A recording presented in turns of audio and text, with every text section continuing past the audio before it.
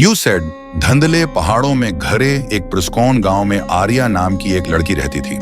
दूसरे देहातियों के बराकस वो उन ड्रिगनों से नहीं डरती थी जो ममनुआ गारों में रहते थे। उसके बजाय वो उनकी तरफ मुतवज्जा था। उसने कई घंटे पुरानी किताबें पढ़ने और ड्रिगनों की तस्वीरें बनाने में गुजारे, ये सोचते हुए कि क्या वो वाकई इतने ही खतरनाक हैं जितना कि सबका ख्याल है। एक शाम जंगल की खोज के दौरान आर्या ने एक अजीब सी आवाज सुनी, जैसे कोई नर्म सरगोशी। शोर के बाद इसने एक छोटा जख्मी ड्रैगन एक गरे हुए दरख्त के पीछे छुपा हुआ पाया। उसके तराजू जुमरुद की तरह चमक रहे थे और उसकी सुनहरी आंखें खौफ से भरी हुई थीं। ड्रू नहीं, आर्या ने आहिस्ता से हाथ बढ़ाते हुए कहा। ड्रैगन झुक गया लेकिन भागा नहीं। आहिस्ता से उसने उसके जख्मी बाजों को अपने स्कार्फ से लपेट लिया। उसकी हैरत में ड्रैगन बलि के बच्चे की तरफ पलट। उस लम्हे से आर्या और ड्रैगन, जिसका नाम उसने ज़ेफिर रखा था, लाजिम व मलजूम हो गए। वो हर रोज खुफिया तौर पर उससे मिलने जाती थी।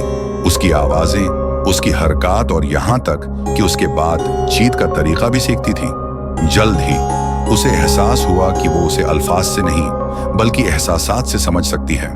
एक दिन गांव पर एक स्याह साया छा गया। एक बहुत बड़ा अजदहा गुस्से में गरज रहा था।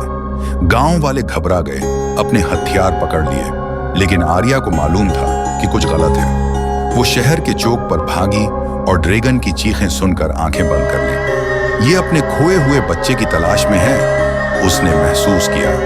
बगैर किसी हचकचाहट के वो ज़ेफिर की पीठ पर चढ़ गई और आसमान में उड़ गई। एक साथ उन्होंने दीव हेकल ड्रैगन को ममनुआ गारों की तरफ रहनुमाई की, जहां उसका खोया हुआ बच्चा इंतजार कर रहा था। जैसे ही वो दोबारा उठे हुए, ताकतवर दरिंदे ने एक आरामदायक हंगामा किया और पुरअमन तौर पर दौड़ चला गया। गांव वाले हैरानी से देखते रहे। वो कई नस्लों से ड्रैगन से डरते थे, लेकिन आर्या ने उन्हें सच दिखाया था।